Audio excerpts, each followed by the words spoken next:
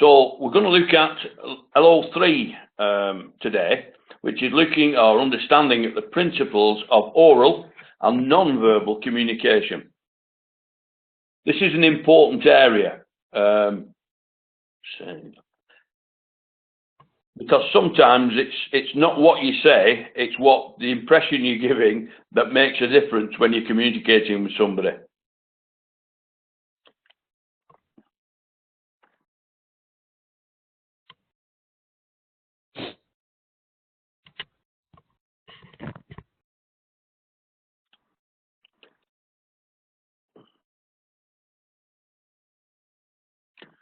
So we're looking at Unit 3, Communication to Introduction, understanding the principles of oral and non-verbal communication. So what is communication? It's communicating means to pass on or share information. In an effective communication is a two-way process involving the person who's sending the information, the receiver of the information, and the feedback that that receiver gives to the sender. So what it's asking you, oops, it's jumped again. What it's asking you to do is think of two examples of communication which identifies the sender, receiver, and feedback in each case. So, what's the most formal way of communicating with somebody these days? Do you both have a smartphone? Yeah? Yeah. Yeah, you've got a smartphone. Have you, Daniel? Yeah. So, okay. So you use your phone, you ring up a friend or somebody you need to speak to, you give them some information, and usually you're wanting some information back, or they're going to tell you something. It may be you're making an arrangement to meet or something of that nature. So, yeah, one example is using a phone to actually contact your friend or person you need to speak to, asking them for something or giving them some information, and then receiving that information back. Are there any forms of communication that you can think of which is one way, where you just give some information out and you don't receive any feedback, or you don't need any feedback? No? Well, I'll give you one. If somebody rings up and you tell them you're going to be late, you were due to meet them at a certain time, such and such a thing's happened, or the train was late, or the bus never turned up, or my car broke down, so I won't be able to meet. That doesn't need a reply. The other person may write and say okay, or if they send a text or something of that nature, they may text okay, but it doesn't really need that okay. You've given them the information that they needed, and it doesn't need to come back. Yeah? Yeah. As businesses carry out different tasks, they have to communicate with lots of other people, both inside and outside of the business. Like, for instance, yesterday, as I said, we had to go down to London to visit some people who are going to be working with us, we hope. One was to get some information with them, from them, and the other was to make sure we presented our information to them very clearly so they understood what we wanted from them and what we expected to get, what they could expect to get from us. So yeah, effective communication is essential in order for a business to run smoothly.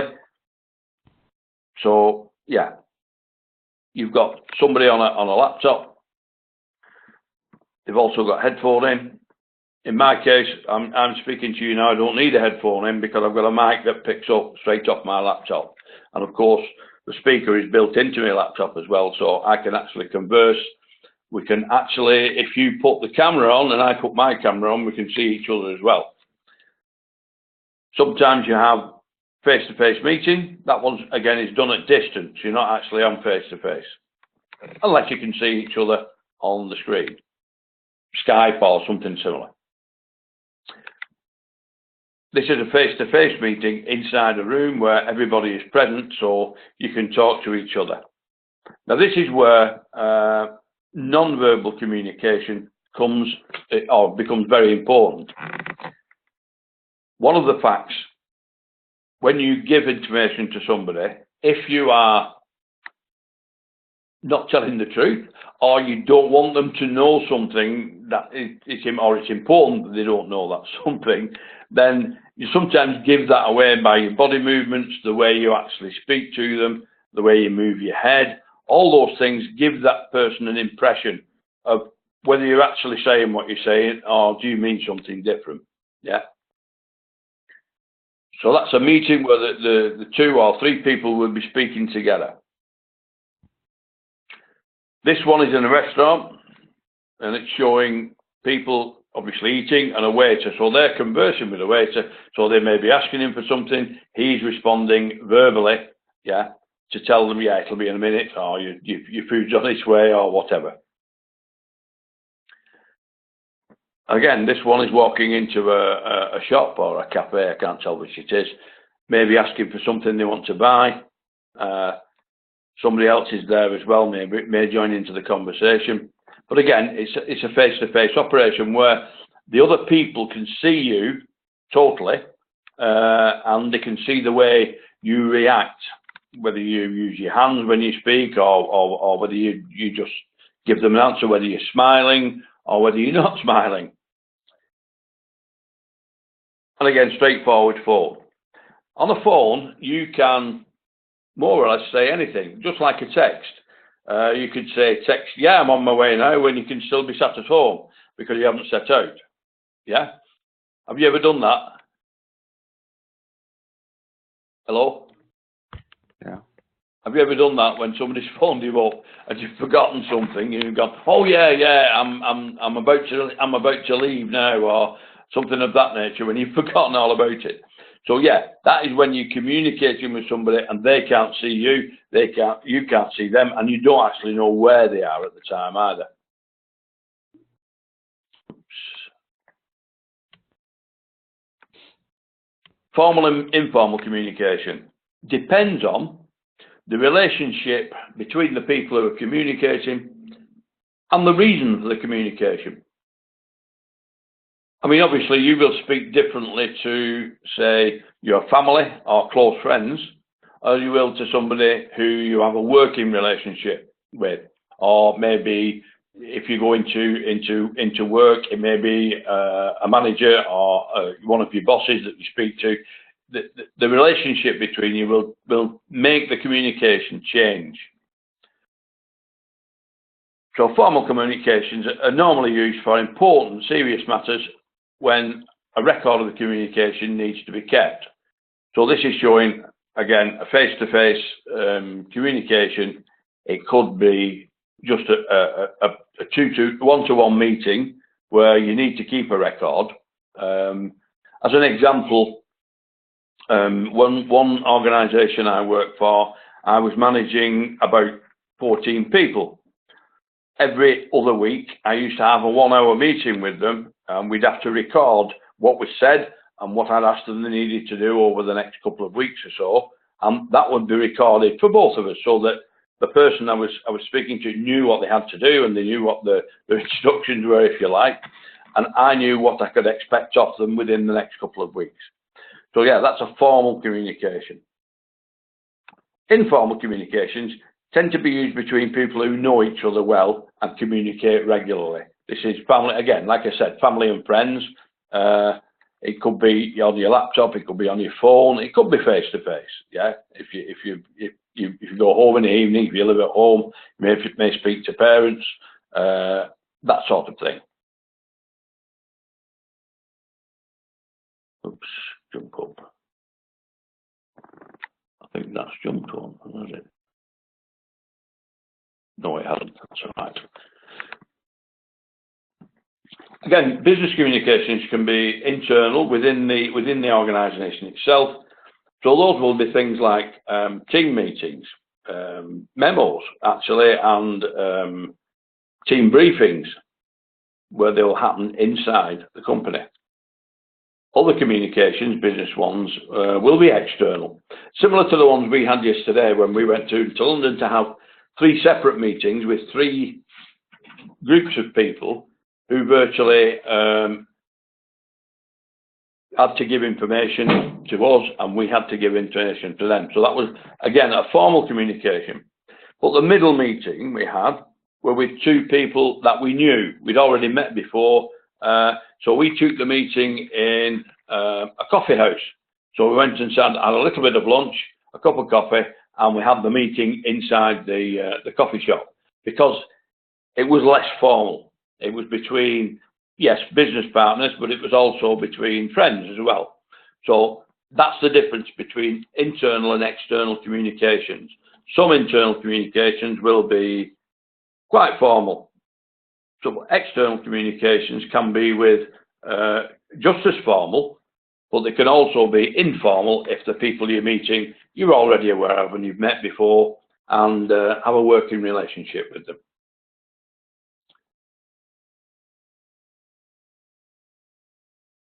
Again, there can be some informal communications inside the organisation as well. For instance, as it said here, it could be within a functional area. For example, 2 members of the human resources team chatting to each other. It's showing a picture here, it's a water cooler, but in UK, most people, they'll have a coffee area where in a larger office where you can make a cup of coffee and just have 5 minutes chat between each other. It may be about work, it may be not about work.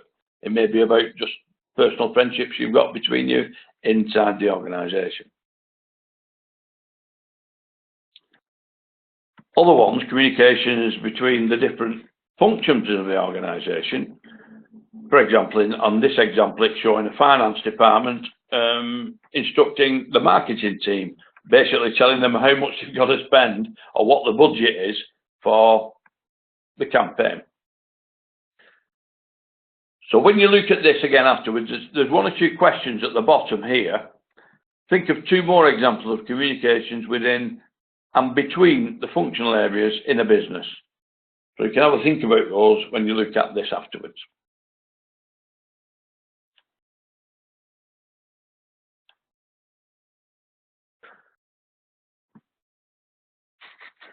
Contracts with, it could be suppliers, customers, or even shareholders if it's a big organisation. It may be, if sometimes the directors will hold a meeting for shareholders where the shareholders will want to know exactly what's going on, especially if there's some bad news about. And again, as I've already mentioned, contact with other businesses or other organisations. It could be a shop assistant advising a customer receiving an invoice for stock they've purchased and a billboard, advertising a product. By always in businesses engage in external communications. Advertising. Cadbury's, that's a very old Cadbury's advert, because they reckon that every bar of chocolate has a glass and a half of milk in it, because I can remember that from when I was young, and that was a long time ago, I can tell you.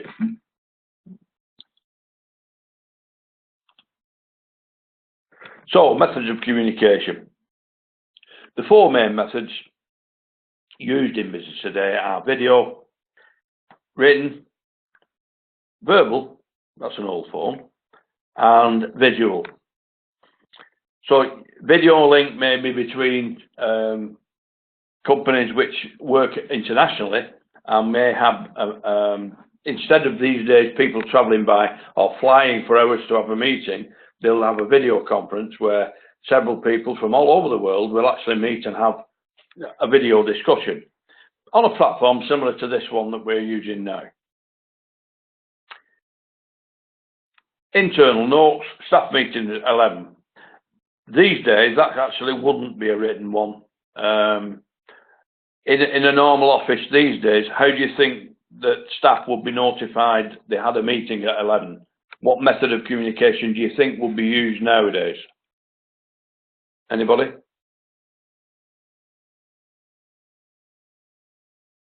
No? Yeah. Email. Yeah? Yeah. Yeah. Everybody sends emails around the office.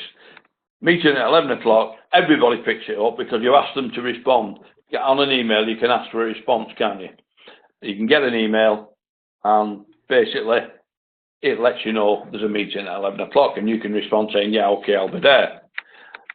In some organisations now, that actually goes out by text as well. Same reason, you can get a response from the text saying, yeah, I'll be there, no problem.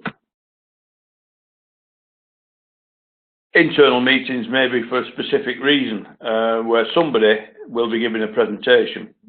Now, that visual presentation, in old days, they used to use a flip chart, and they would put graphs and so forth onto the flip chart. Nowadays, it's given in the medium I'm using now, which is a PowerPoint presentation, where all the graphs and the profit loss and all the financial information will be placed on into slides, and then the person delivering the presentation will talk around those slides to show examples. When this session's finished, it will be put onto the Moodle platform, so you can come back and look at this at any time. It's looking at, you should brainstorm. Students should then brainstorm examples and methods, examples of videos, written, verbal and visual communications used by businesses, and follow on the next onto the next slides. Yeah. So verbal is speaking on the phone, announcements over a loudspeaker, which tends not to happen nowadays, telephone conferencing, and face-to-face conversations. So verbal communication is used in all those situations. It's an effective in business because it's fast, it's immediate, it gets an immediate response from the person that, or people that are being spoken to. Again, this is where tone of voice and body language can also help to reinforce messages in some situations. If you've ever watched somebody give a presentation, maybe a professional one, it may be on stage somewhere on a platform, they walk about the stage, they throw their arms out and their hands out, they speak in a very loud voice in some places and quite quietly in others to emphasize what they're trying to say, so that the communication is both verbal and visual in terms of the body language they're using to reinforce the verbal messages that they're giving.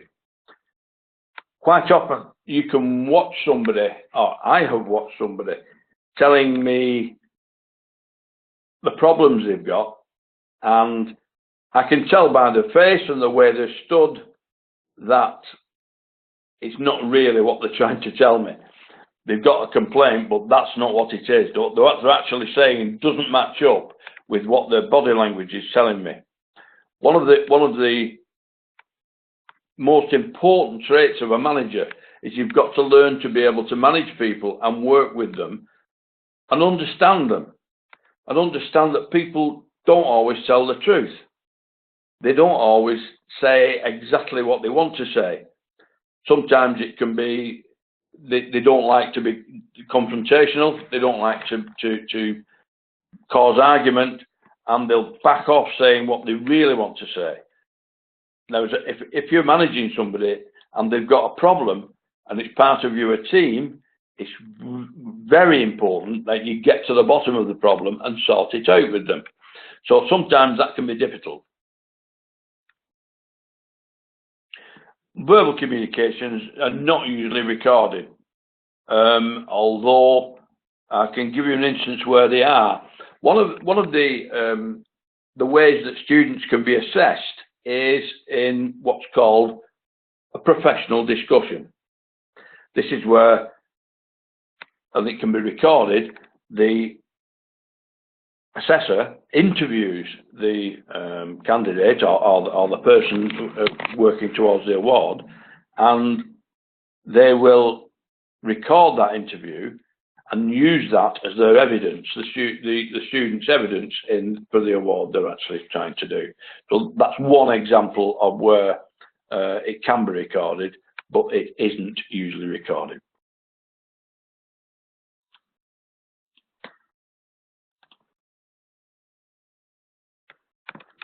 So, body language, is it important? I can tell you that body language is absolutely important. It can tell you lots and lots of things about a person. So body language includes all the non-verbal communication people use, hand gestures, poses, movements, facial expressions.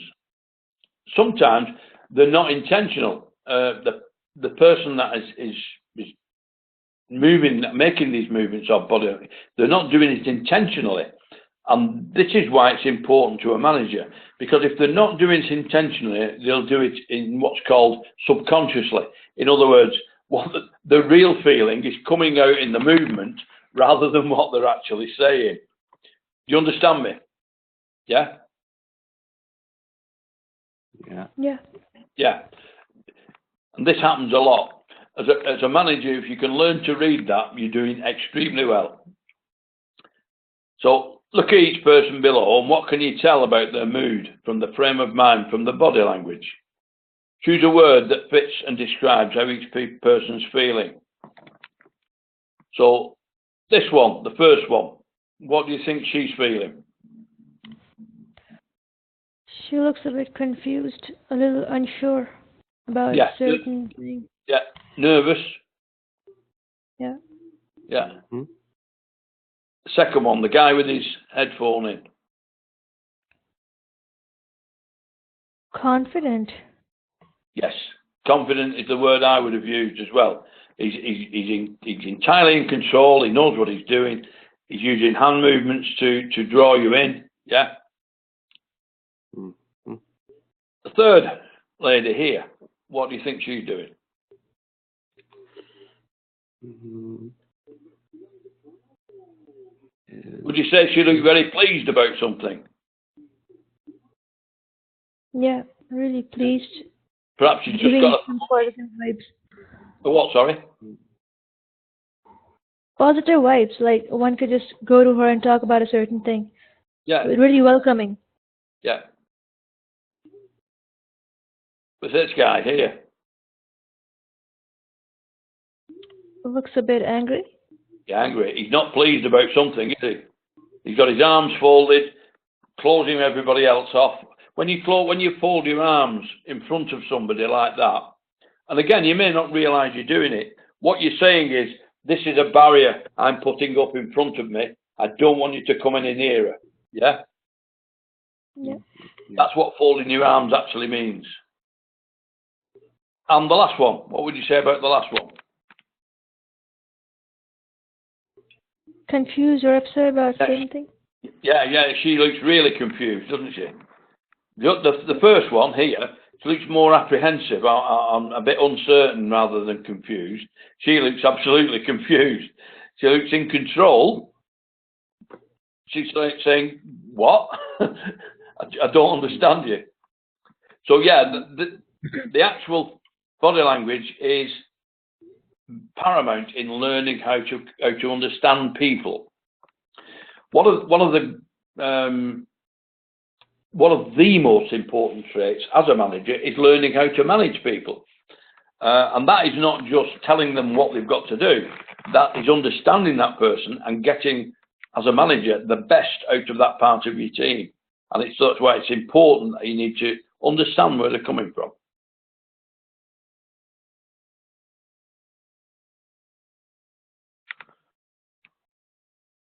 So I'm going to go back to and repeat a bit of the communication. So we've got written communication.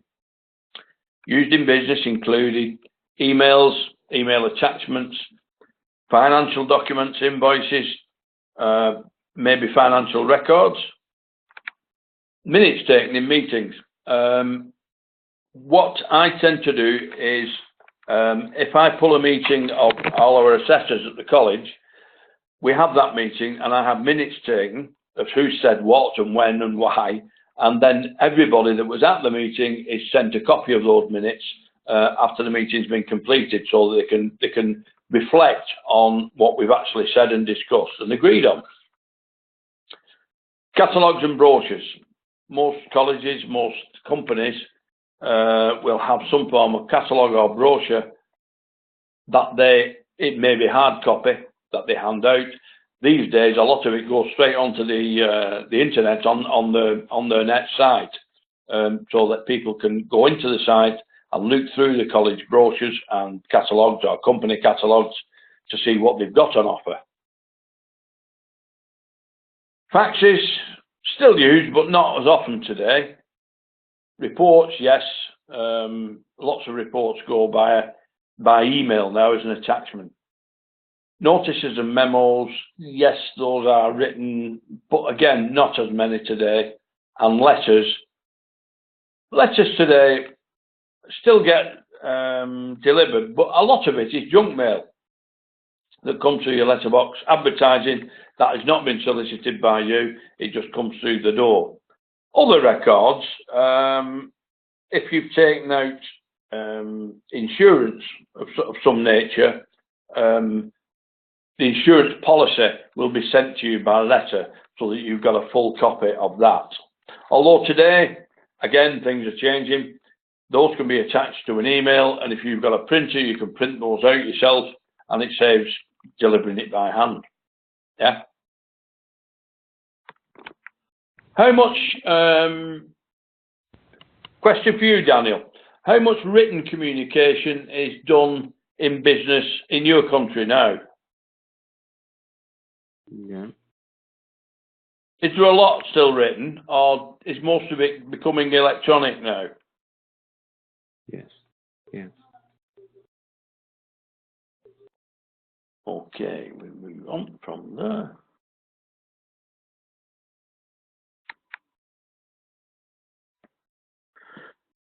Again, this is becoming more and more relevant to today now. Video communication or voice over internet, internet video links and video conferencing are mainly used in international business now because the information's instant, it can be changed quickly. How can I explain? Think how much it would cost to send somebody from UK to Thailand for a meeting that's going to last half a day, and then they're back again. If all that cost in time for the person getting prepared, going out to the other country, maybe staying overnight and then returning the following day, that's quite an expensive operation. A video link is next to nothing in comparison. So advances in technology have led to big improvements in the way businesses communicate. Video communications allow face-to-face contact over long distances, reducing the need for travelling. And a multinational company can hold meetings using video conferencing, or an employee can work from home. As I'm actually doing today, because we didn't get in till 3 AM this morning, I didn't need to go into work today because I was delivering the session this afternoon. I've got my laptop at home. I can bring everything up on here and deliver it from my house rather than having to go into the office. So but that is happening more and more now. The amount of office space required by large organisations is becoming less because they've got teams of people that only perhaps come into the office maybe once a month. Quite a few of the teachers at UK Versity don't live in Manchester. They may live some distance out. I myself live something like 30 kilometres from the office. So if I don't need to go in, I will work from home. And the same they do. They will deliver they may be 50 or 100 kilometres away from the office, but they can work from home adequately to deliver the lessons on the courses that they're delivering. So again, a question for you can look at afterwards. Can you think of any possible disadvantages of video communication for business?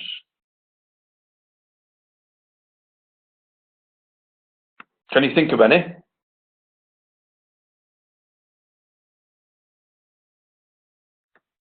I've just spent sort of 5 minutes telling you how good it is and how fantastic it is, but it does have some problems. What sort of problems do you think could occur with video communication?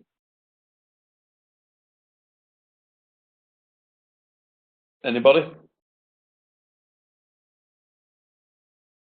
Yeah. One of the problems with technology is it's improving all the time, but quite often, I think if you remember our last lesson, I had to log out and re-log in again as there was a breakdown in the Wi-Fi in the office where we were. That was actually in the office.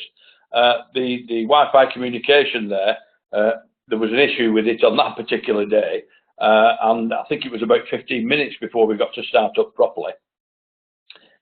Technology is great, but when it breaks down, unless you happen to have a technology expert at your hand that can say, oh yes, you need to do this, this, this and this, then it can be very awkward.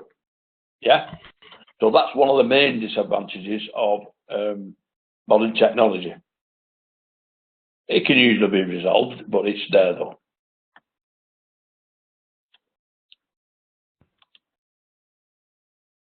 Now, visual communications, and this is where it becomes more complex. With visual communications, it's information that's being delivered. And again, it depends on the information that's being delivered as to the general demeanour of the person that's actually delivering it.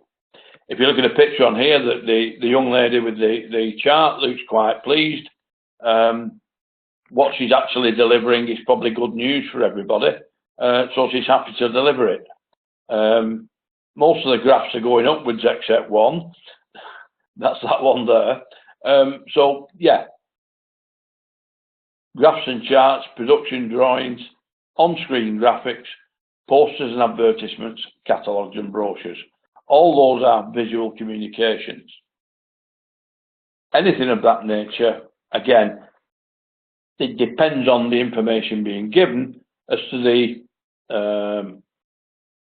the way it's actually delivered.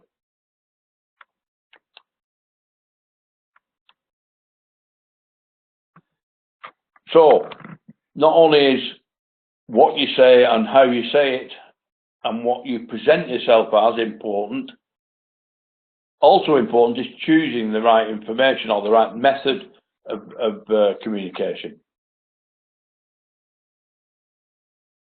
If you were going to choose something with long and complex message, would you use telephone? Probably not.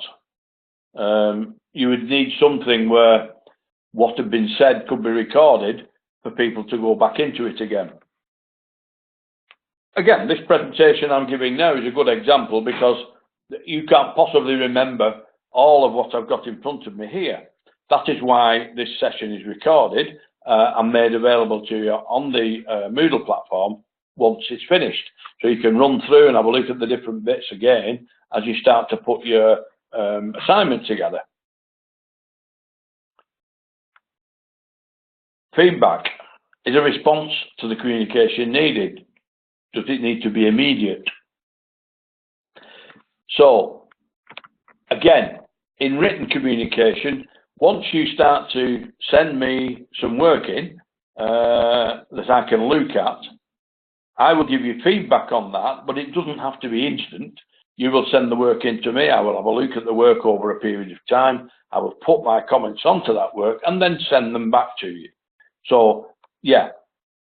But if it was something that wanted an immediate response, then it would have to be done differently. For instance, Raman contacted me about 1:30 to make sure I was in a position to actually deliver this session this afternoon. Obviously, he needed an immediate response for that, so he texted me, and I texted him straight back to say, yes, okay, I'm switching on now, not a problem.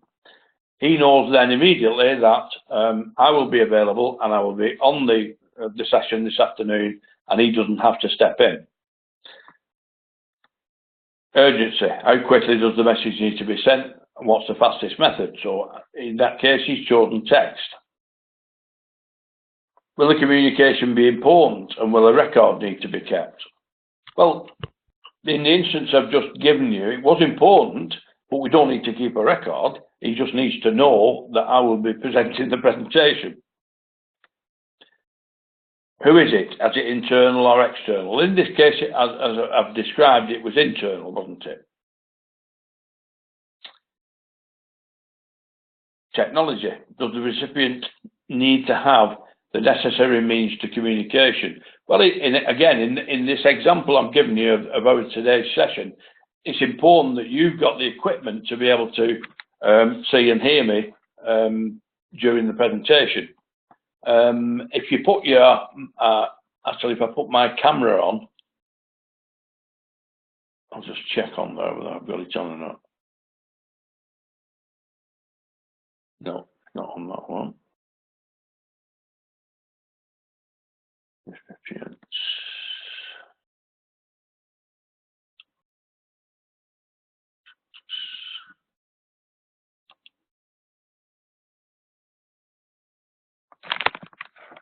Oops. I've just put my camera. Can you both see the camera at the side of the screen now? Yes. Yeah. So you can actually see me now. I've just switched my camera on. Again, the two bubbles underneath are Daniel and Malia. Yeah. Yeah. If you switch your cameras on, yeah, then your pictures will appear on my screen here as well as yours. So we can actually see each other at the same time. So yeah, has the recipient the necessary means to receive the message? So the answer is yes in our case. So all those questions need to be asked. What sort of message is it? Are it important? Does it need an immediate response, or would it do later? What's the fastest method? What's the reason for the communication? Who am I actually talking to? And what sort of technology have they got? All those decide on the means or method of communication that you use.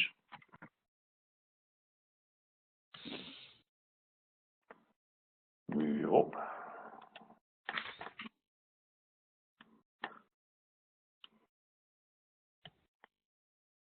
So, in choosing a communication, what I want you to do is have a think about this now. As I'll read it out, and you have a think about it, and consider the most suitable methods for communication for these different business needs. So, a bar owner wants to inform customers about a new range of drinks. Yeah, what do you think will be the best method of advertising that? He could do this via written means, for example, brochures or leaflets that could be distributed among different types of people. Yeah, it could do that. One of the things you see on a lot of bars in the UK, and actually when I was in Southeast Asia, in a lot of bars it was the same there. They would have a blackboard on the wall, and somebody would chalk up what sort of drinks they had available. Have you seen that before? Yeah. Yeah, and they can rub them out and put new ones on afterwards. So one thing, again, this is another thing about communication. This is why websites are taking over really from brochures. Once you decide on a brochure and you print it, the minute it's printed, it's literally out of date, isn't it? Because if anything changes, you're stuck with it. You can't do anything about it. With a website, if you need to change information quickly or put new information in quickly, then it can be done almost instantly with a website. Most people will either be able to do it themselves or have a web builder who they can contact quickly to get things changed. So, yeah. Number two, a group of office workers need to organise a social event for a colleague in the same department. Okay. Now, how would you think they would do that? So that's a group of office workers inside a same department in a company, or in the same office. Yeah. Well, they could just use a notice board, and just put a single notice on some kind of board, or Yeah. they could also use email. I think email would be best, don't you? Because Yeah. If they were organising a social event for a colleague, perhaps they wouldn't want the colleague to know about it. Perhaps they want it to be a surprise, yeah? Yeah, it depends. Yeah, so with an email, you could just leave them out. So they wouldn't know. Yeah. Number 3, a director in a multinational or international company needs to present sales figures to a division abroad in another country. What would be the best method for that? Fax or email? Well, it'd be quite a... He's going to present sales figures. It might be quite large. So do you think perhaps a video conference might be good? Yeah, they could do that via presentations.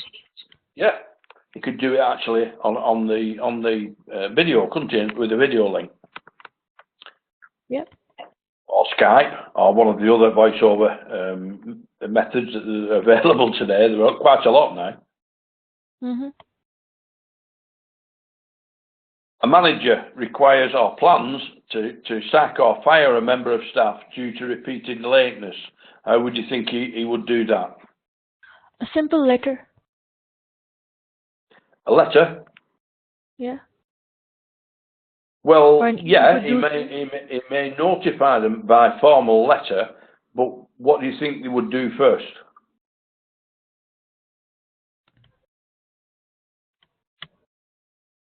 Well, he might give him a warning, a verbal message. Yeah, verbal, face to face. He'd pull him in the office on his own, Good. explain the situation, yeah? Yeah. Because there are many methods in human resource management. You don't just sort of fire somebody. If it's got to that point, there would have been many or several meetings first and letters issued with regards to warnings.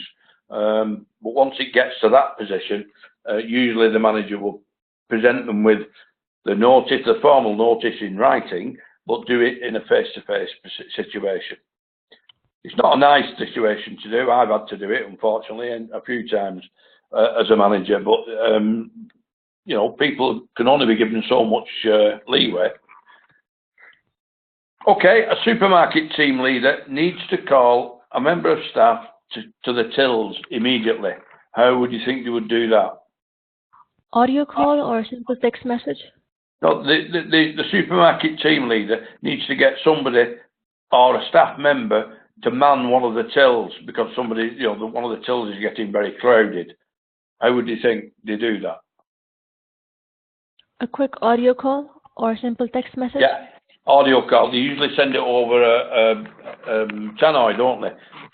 Such and such a body, go to till 6 or something of that nature. Yeah. Quite often, that's how it's delivered. Over the tannoy. Yeah. Sometimes they will text now as well, because they're all on the phone. Text, get down to the till straight away, please.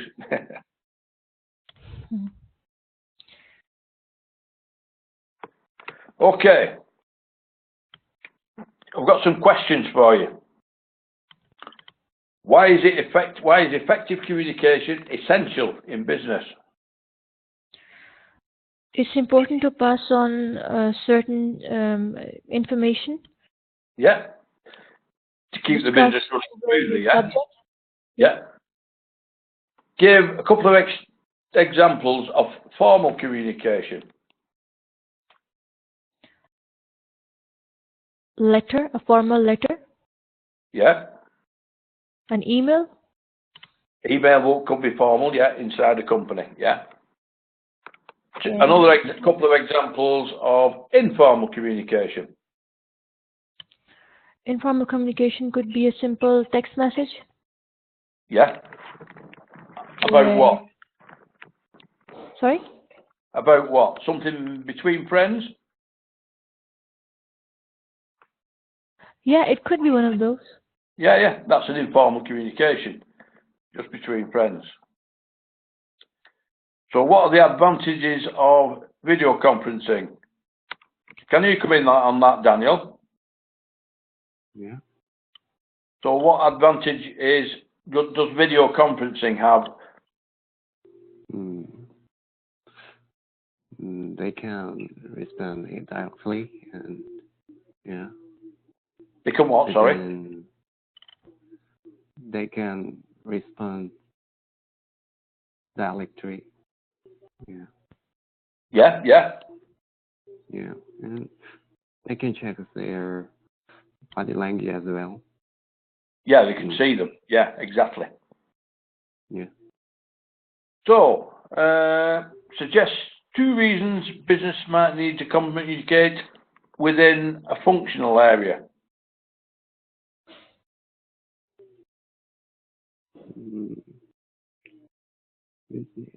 That's well, a functional area is within the same team. I'll reword that one.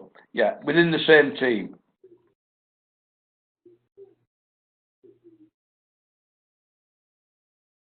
Could be a team briefing, yeah? Yeah, it could be a team briefing. It could be regarding the orders or some kind of queries that are incurred by the business. Yeah, So, anything within one team, yeah. Sometimes the English communication on these slides is a little bit complex. Functional area means the same team, yeah. So again, communication between 2 different teams. I think they gave an example earlier, didn't they? It was somebody, I think it was the finance team communicating with the marketing team to tell them how much money they had on their budget. Yeah. And communicating, oops, jumped. Communicating with people outside the business.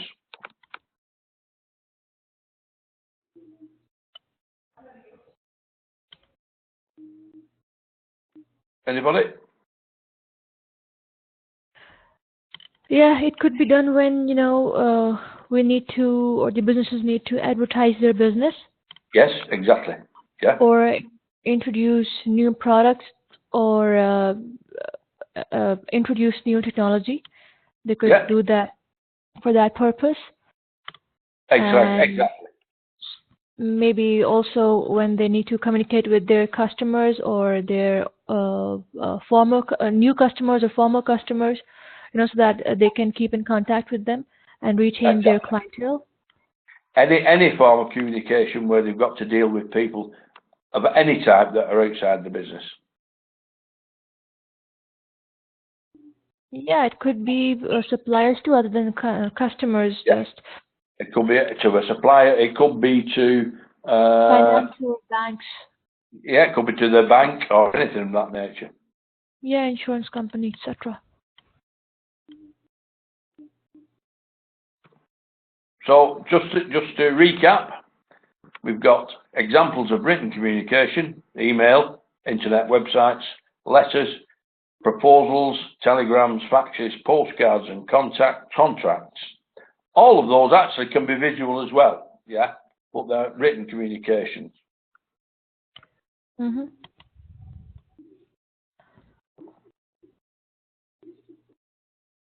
That's the end of the slides for today.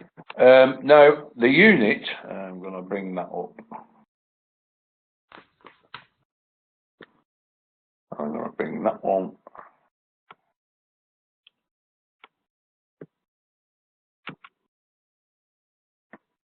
Wrong one, sorry. Go back. Accurate marking sheet. Save. Return.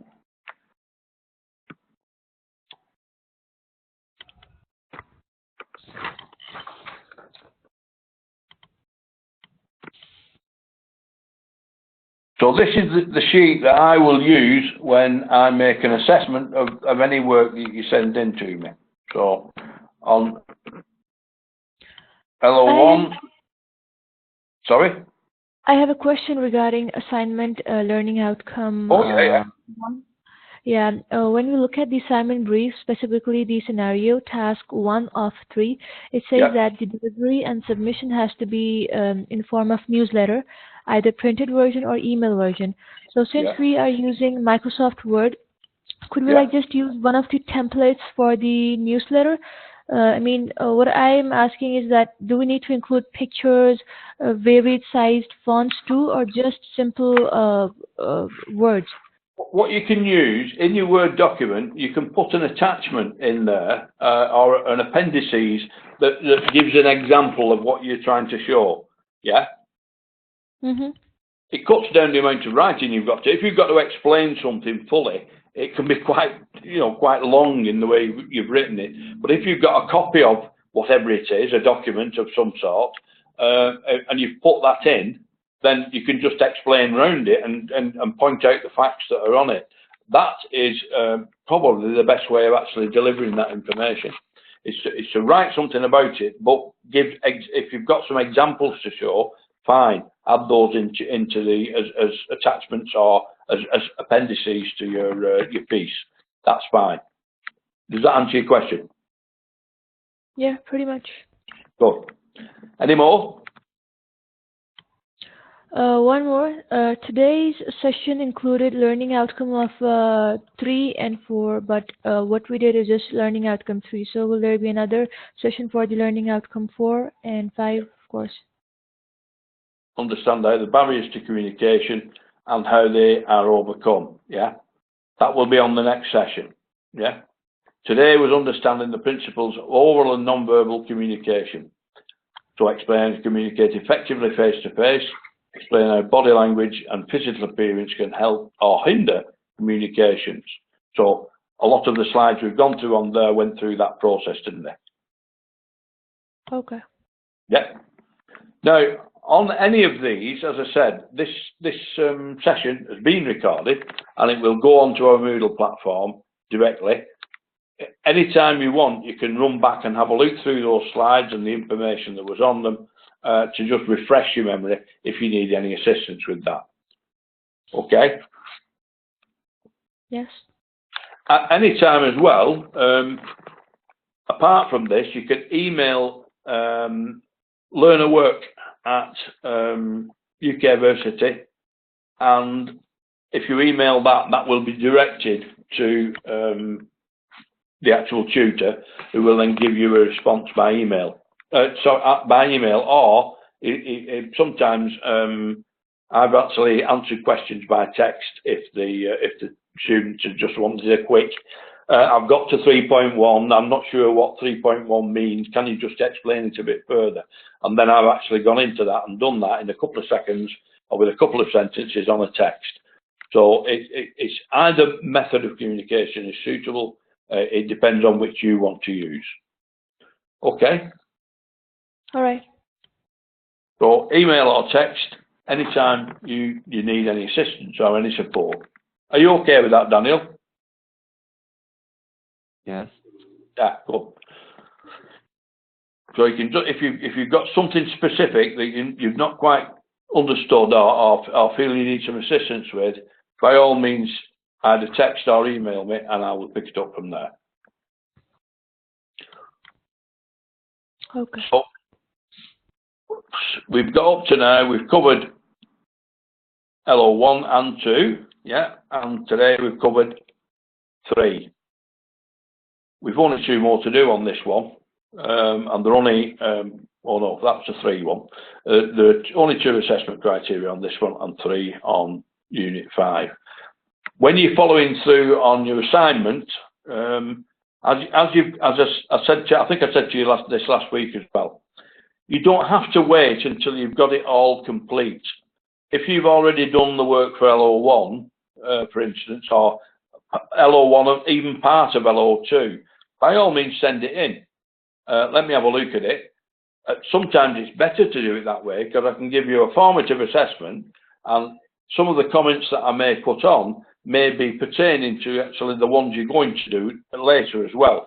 So that any information you've received from me or any feedback you've got from me from the first bit, you can then add in yourself on the second bit, and it probably won't need any additional work. Is that okay? Yes. Yeah. Have we any further questions today?